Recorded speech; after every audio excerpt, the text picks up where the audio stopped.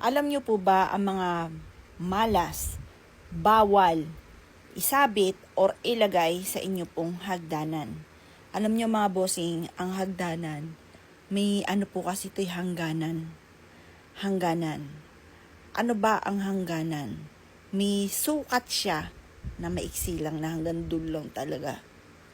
Alam niyo po ba mga bossing ko, eto ha, ang aking ikukwento sa inyo ay base sa aking karanasan. Malit yung ano po namin, yung bahay po namin, duplex lang dati. Tapos, yung maliit lang talaga. Ultimo yung mga charms namin, mga picture po namin, wala akong ibang mapaglagyan. Ngayon, ang ginawa ko mga bossing ko, dahil parang space lang talaga, isa may hagdan, no choice ako. Bagamat alam ko, kawikaan ko mga bossing ko ay, hindi yan, wala yan. Ganon mga boss. Doon ko pinagsasabit ang mga picture po namin. At yun nga po mga bossing ko, naganap po sa amin yun. Di ko lang pwedeng banggitin dito, pero alam niyo na po ba yung ibig ko sabihin na may hangganan? Kumbaga sa buhay natin, may hangganan. Yun sa swerte natin, may hangganan. Kaya dapat mga bossing ko, huwag na kang maglalagay ng kahit anong bagay sa may hagdanan. Maging sa ilalim ng hagdanan mga boss. Sa ilalim ng hagdanan dahil nauuso yung paglalagay mga bossing ko ng CR.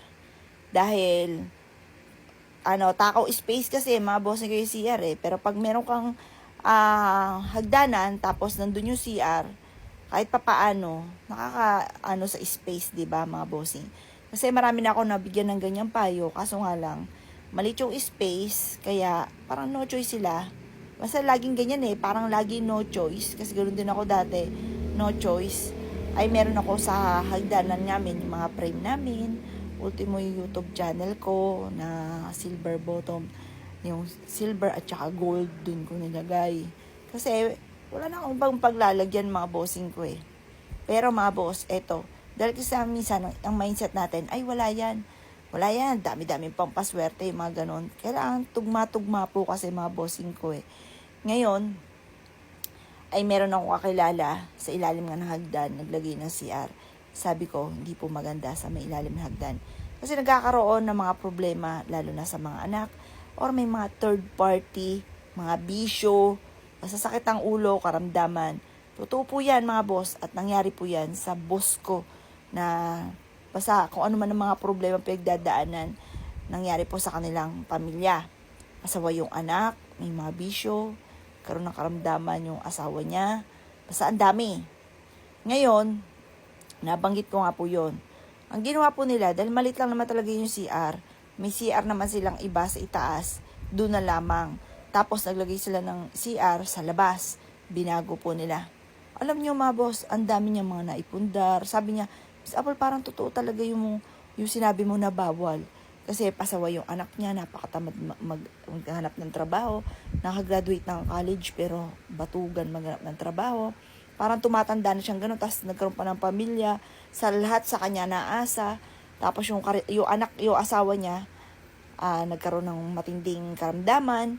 Tapos, ayun. Tapos nakasurvive yung asawa po niya. Tapos yung anak po niya, naghanap pala ng trabaho, hindi niya alam, sa magandang company pa napadpad. Naging okay ang lahat mga bossing. At ako nga din po mga boss, yung sabi ko nga po sa inyo, ay inalis ko lahat yung mga nasa hagdanan namin. Wala akong nilagay kahit ano.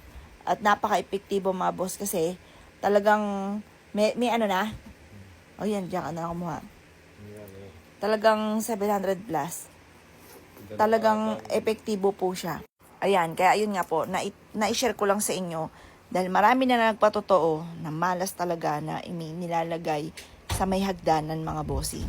Kaya kung ikaw ay isa sa mga may nilalagay sa hagdanan at ikay nadadali ng mga kamalasan, nako, bagu-baguhin nyo na. Dapat walang nakalagay kahit ano man sa hagdanan. Halimbawa ngayon, ang dami mga na-achieve, lumilevel up, gusto mo maglagay sa hagdanan, huwag nyo nang subukan. Babagsak po kayo or nagkakaroon ng maraming problema. Kasi, ang hagdanan, may hangganan. Hanggang dyan lang talaga. Kaya kung gusto nyo mag-grow or gusto nyong humaba ang buhay, huwag nyong lalagyan ng kahit anuman, family picture or kahit anuman ang inyong hagdanan kasi malas po yun.